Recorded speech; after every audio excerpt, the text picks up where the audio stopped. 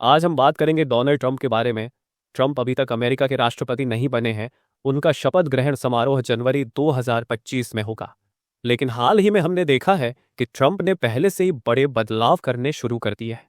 Example के लिए कल ही हमने देखा कि जो बाइडन ने ट्रंप को अपने पास बिठाकर कहा कि वो अपनी प्रेसिडेंट की पावर जल्द ही उन्हें दे देंगे। उन्होंने कहा कि वो ट्रंप को अपना पूरा सपोर्ट देंगे।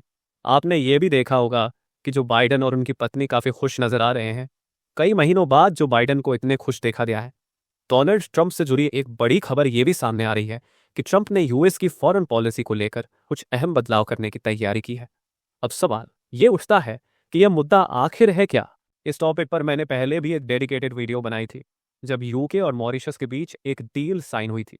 उस समय भारत ने इस डील को मान लिया था और इसे एक अच्छा कदम बताया था, क्योंकि इसमें यूएस के एक मिलिट्री बेस के बारे में अग्रीमेंट हुआ था। लेकिन अब ऐसा लग रहा है कि ट्रंप इस अग्रीमेंट को कैंसिल करने का सोच रहे हैं और शायद यूएस का यह मिलिट्री बेस हमेशा के लिए इंडियन ओशन रीजन में बना रहेगा। यहाँ पर आप देख सकते हैं एशिया का मैप और यहाँ हमारा प्यारा भारत। भारत के साथ साथ यहाँ एक बहुत ही ज़रूरी मिलिट्री बेस भी है। ऐसा माना जाता है कि इस बेस पर अमेरिका की एयरफोर्स, नेवी और आर्मी तीनों तैनात है। साथ ही यहाँ अमेरिकन न्यूक्लियर वेपन्स भी रखे जाते हैं।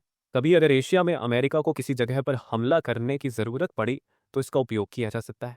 ऐसे किसी भी खास मौके पर दिएगो गार्सिया का इस्तेमाल किया जाएगा। अमेरिका ने कई बार कहा है कि दिएगो गार्सिया उसके ग्लोबल प्लान्स के लिए बेहद ज़रूरी है। लेकिन प्रॉब्लम यह है कि अमेरिका इस आइलैंड का मालिक नहीं है। तो फिर सवाल ये उठता है कि आखिर अमेरिका इंडियन ओशन में स्थित इस आइलैंड का मालिक कैसे बनेगा। इस प्रॉब्लम को हल करने के लिए अमेरिका ने बहुत साल पहले यूनाइटेड किंगडम से कॉन्टैक्ट किया और कहा कि आपके पास यहाँ कई आइलैंड है, जिसे हम चागोस द्वीप के नाम से जानते हैं। आप एक काम कीजिए, जिसे एक सबसे ज़रूरी आइलैंड दिएगो गार्सिया हमें दे दीजिए। हम यहाँ पर अपना मिलिट्री बेस बनाएंगे। यूके तब एक इंडिपेंडेंट कंट्री थी। 1965 में मॉरिशस उसकी कॉलोनी थी, लेकिन 1968 में 3 साल बाद मॉरिशस को आज़ादी मिल गई। इस तरह ब्रिटिश इंडियन ओशन टेरिटोरी भी मॉरिशस को मिल गई।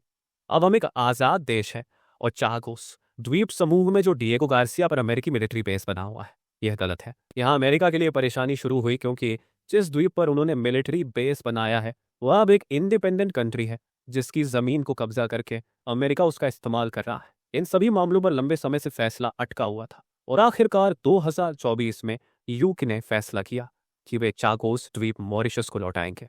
लेकिन इसके साथ एक शर्त यह भी थी कि डिएगो गार्सिया का द्वीप अमेरिका के पास ही रहेगा। सिर्फ जो उसकी लीज का पैसा है वह हर साल मॉरिशस को मिलेगा। यह सुनकर अमेरिका के पूर्व राष्ट्रपति डोनाल्ड ट्रंप काफी नाराज हुए, क्योंकि वे नहीं चाहते थे कि अमेरिका अब मॉरिशस के साथ डील करे।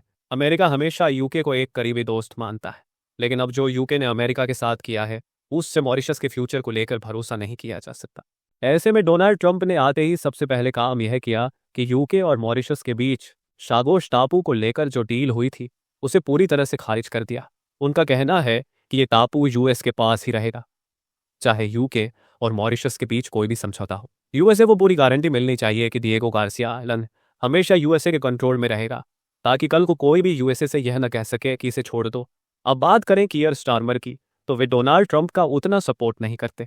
तो हो सकता है कि वह खुले तौर पर यूएसए को यह कह दे कि डिएगो गार्सिया आपका नहीं है, और उसके बाद यूके और मॉरिशस के बीच जो भी बातचीत हो वह अलग हो। देखना दिलचस्प होगा कि क्या यूएसए डिएगो गार्सिया पर बना रहता है, ताकि भविष्य में चीन की बढ़ती ताकत को रोका जा सके। और अगले इस टॉपिक पर कोई भी अपडेट आएगा तो मैं उसका भी वीडियो बना दूंगा। जय हिंद।